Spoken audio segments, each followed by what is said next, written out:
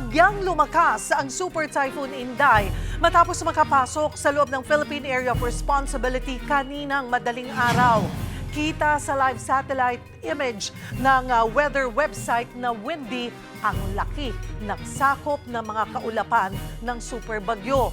Malayo ang mata nito sa lupa pero kitang humahatak ito ng mga ulap na posibleng sa mga oras na ito ay nagpapaulan na sa ilang bahagi ng bansa. Kagabi, una nang inulan at binaha ang ilang lugar sa Metro Manila. Pero patuloy pa rin sa pagbaba ang level ng tubig sa Angat. Magbabalita si Gerard de la Peña.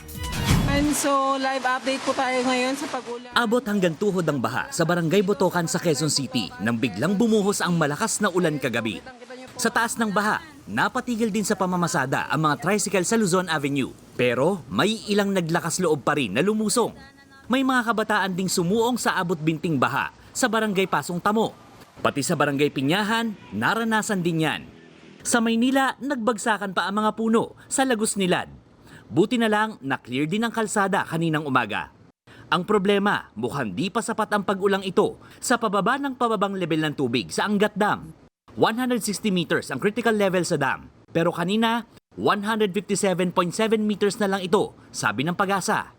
Although super typhoon siya and may hatak siyang habagat, ang malaking epekto niyan is nasa western section ng ating bansa, and yun namang Angat Dam is medyo wala siya doon sa sinasabi nating western part. Sabi naman ng mga water concessionaire, hindi pa nila nakikita na maaantala ang supply sa Metro Manila.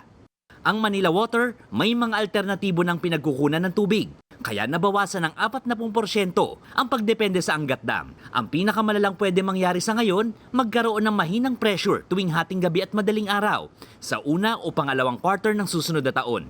Habang ang Maynilad, may bagong pasilidad sa Putatan at isa pang water treatment plant sa poblasyon sa Muntinlupa.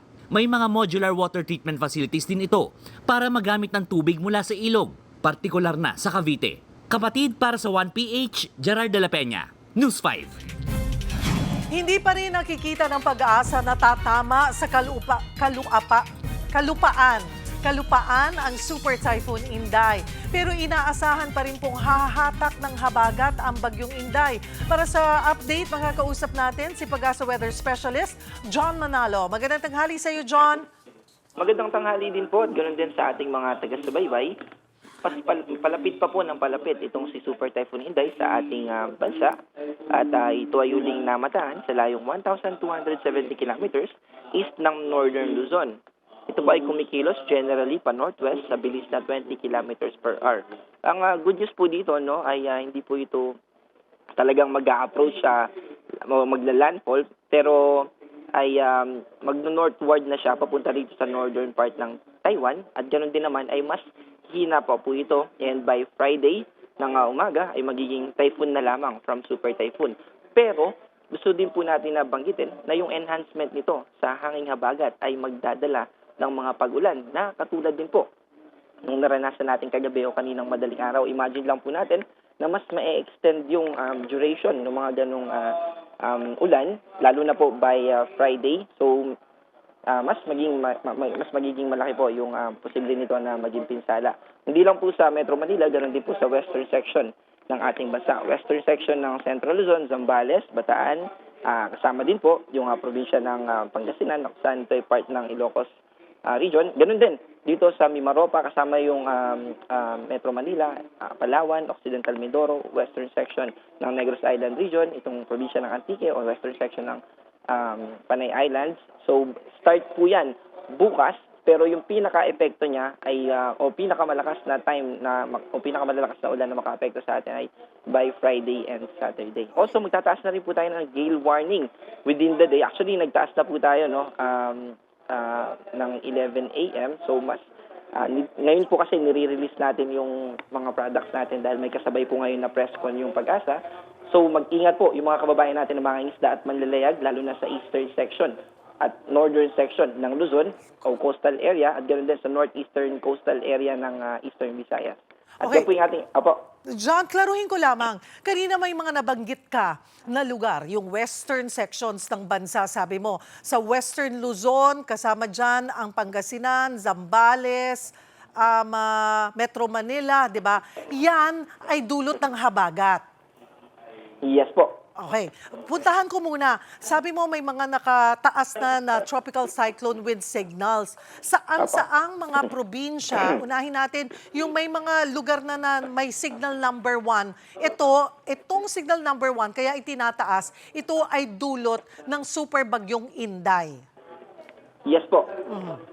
Okay. Anong mga probinsya yung may signal number 1, John?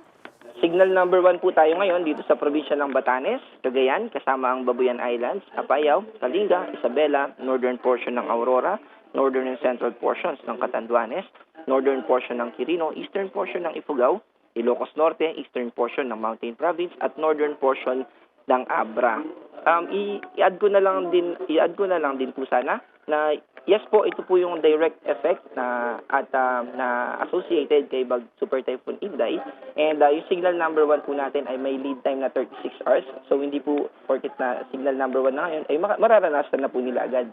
So within the next 36 hours po. And also, habang papalapit pa po itong si Super Typhoon Inday, posible pa po na ang pinakamataas natin na itaas na signal ay hanggang 3, signal number 3 in terms of winds. Yung binanggit ko po kanina na western section ng ating bansa na mga magiging maulan, ito po ay hindi lang sa habagat, so may contribution din po ito, although indirect po yung contribution niya. So si Super Typhoon Inday, yung mga bagyo po dito sa Northern Hemisphere, counterclockwise po yung ikot, so yung moisture na dala ng habagat, hihilahin po yan nitong si Super Typhoon Inday at magko-contribute po sa mas maraming kaulapan at mas maraming ulan. So, ito rin po yung tinatawag natin ng mga enhanced southwest monsoon. So, indirectly, may ambag pa rin po si Bagyong Inday dito sa mga pagulan na binanggit natin kanina. Okay, kahanggang ano yung pinakamalapit na mata na aabutin nitong Bagyong Inday, Super Bagyong Inday sa kalupaan natin? Dito po yan sa extreme northern Luzon, particularly po sa Batanes. Kapag ito pong si Super Typhoon Inday ay malapit na dito sa northern portion ng Taiwan, yun na rin po yung time na kung saan pinakamalapit ito sa ating bansa. Kasi ngayon, nasa 1,270 kilometers pa sabi mo eh. So, lalapit Yes po. pa ito sa kalupaan. Yes po, particularly sa extreme northern Luzon. Nananatili ba na nasa around 800 kilometers yung radius nitong bagyo? Bahagya pong nabawasan from 900, ngayon po ay 880 at kasabay po ng patuloy na magiging paghina nito, by Friday po magiging typhoon na lamang ito, ay mas liliit pa po itong radius nitong si Super Typhoon Inday. Kagabi ay nakaranas ng malakas na pag-ulan dito sa Metro Manila at ilang karatig na probinsya. Ano ang dahilan nun, John? Ito po ay thunderstorm lamang, pero hindi po natin din dapat sabihin na lamang kasi yung thunderstorm ng mga ganito, although panandalian lang siya, pero may mga well-developed po na thunderstorm na posibleng mag-trigger ng mga substantial amount ng mga pag-ulan. Na kung saan kahapon po, kung isa-summarize o isa-sum natin lahat ng mga pag-ulan for the last 24 hours, umabot po ito ng more than 50 millimeters. So yung mga ganitong amount po, nagkukos po talaga ito ng mga localized na mga floodings, lalo na sa mga talagang mahaing lugar. Kaya kahit thunderstorm lang po, at hindi siya pang matagalan, ay may potential din po talaga na magdulot ng mga ganung epekto. At ang thunderstorms ay normal during this time of the year? Yes po, Sherry, no? Lalo na po sa hapon at early evening. Kapag tuwing tag-ulan, pag sinabi nating thunderstorms dyan, mga 30 to 1 hour, 30 minutes to 1 hour itinatagal. Yes po. Actually, yung mga minuto lang, localized naman po yung tawag dito. Halimbawa, sa Metro Manila o kaya sa Quezon City, may part lang ng Quezon City yung makakaranas ng mga pagulan. And then yung nearby area niya ay hindi naman po. Yung mga thunderstorm naman po, ito po yung binabanggit ninyo na 30 to 1 hour. Pero may mga well-developed po, nag-extend ng 2 hours. So yung mga ganong case naman po ay well-developed na po yun at malalakas na mga pagulan po yung posibleng ng dalhin.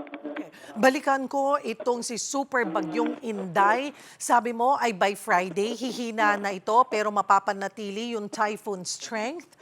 Pero yung ulan, yung lakas ng ulan na mararanasan ng bansa, anong araw ito at anong mga probinsya ulit ang kailangan maghanda? Opo, ayun, marami pong salamat dahil yan din po yung araw na pinaka-critical dahil lalo na po dito sa Metro Manila, Friday po yung day na kung saan ay ina-expect natin na malaking bahagi ng ating bansa yung makakaranas talaga ng substantial amount na pagulan.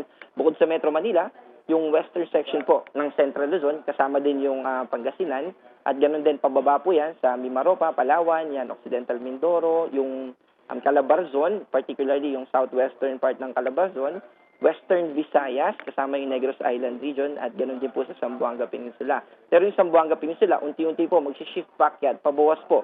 Yan, pabawas na yung mga ulan sa kanila by Friday, at pa-shift naman po by Saturday, ganoon pa rin, unti-unti lang po na mapupunta sa by Sunday ay nakafocus na ito sa may Ilocos region. At yung paglabas naman po nitong si Super Typhoon Inday ay nakikita po natin sa ating forecast na by Saturday. Pero by Sunday, kahit na nasa labas na siya, may epekto pa rin po ito, particularly sa northwestern part ng ating bansa. Western part ng bansa. So hanggang kailan natin mararanasan ang mga pag-ulan? Hanggang sa Metro Manila po ay mababawasan na po yan by Sunday. Aha. Pero sa northern part naman po, mas late nila mararamdaman pero magpe-persist po until Sunday. So, John, pinaka-critical pagdating sa buhos ng ulan ay Biyernes. Pinaka-critical. Pero pagdating ng Sabado, critical pa rin. And then Yes po. mag-i-improve na ng Sunday ng konti. Yes po, bali magkakaroon po ng shift. Yung malalalang pag-ulan dito sa may western part ng Luzon and Visayas, ng central o southern Luzon and Visayas, unti-unti po paakyat po habang pumupunta po itong si Inday sa northern Taiwan, unti-unti rin po na yung hinihila niyang habagat ay nagsishift din po paakyat. So paakyat din po yung malalakas. Pero tama po, critical na time po, magsisimula po bukas, magiging maulap na po yung ating kalangitan kasama yung Metro Manila, and eventually Friday, Saturday, maulan po. And then by Sunday, yung northern part na lang po ng Luzon, yung pinaka-maapektahan. Alright. Bukod sa Super Bagyong Inday, may iba pa bang sama ng panahon kayong minomonitor, nakikita ang pag-asa na posibleng mamuo? Hindi man po natin gusto, pero based po dun sa ating TC threat potential ay may potential po na may mamuo ulit after nitong si Super Typhoon Inday. Pero ngayon pa naman, sa ngayon po ay low chance pa naman, so may posibilidad na hindi naman po ito magtuloy. Hopefully po. Kailan natin mas malalaman ito by next week? Yes po, by next week ay yung TC threat potential po kasi natin ay ito po yung forecast kung may posibilidad ba na may mamuo for the next 2 weeks. So yung pang second week po natin ay hindi po ganun kataas pa yung confidence. So sa susunod na linggo po, mas makikita natin kung magpe-persist po ba siya or hindi. So itong si Super Bagyong Inday ay lilihis sa atin, pero pinaka-lalapit ito sa extreme northern Luzon at ina-expect mag-landfall sa Taiwan? May posibilidad po na mag-landfall ito sa northern Taiwan, pero may posibilidad din po na kung bahagyang umakyat, pa yung kanyang track ay close approach lang po. Alright, maraming salamat for the update. Pag-asa Weather Specialist, John Manalo.